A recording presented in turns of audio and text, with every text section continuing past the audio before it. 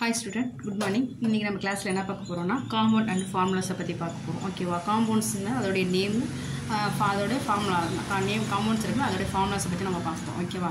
First one என்னன்னா carbon di oxide வந்து CO2, magnesium oxide MgO, sodium chloride NaCl, copper sulphate CuSO4, sulphuric acid H2SO4, nitric acid HNO3, sodium hydroxide NaOH, sulfur dioxide SO2, water H2O, ammonia gas NH3, sodium chloride NaCl, potassium chloride KCl, carbon dioxide CO2, magnesium chloride MgCl2, hydrogen sulfide H2S, methane CH4, hydrochloric acid HCl. இப்போ இது எல்லாமே இப்போ இதில் வந்து உங்களுக்கு common வந்து ஃபார்முலாஸாக கொடுத்துருக்காங்க.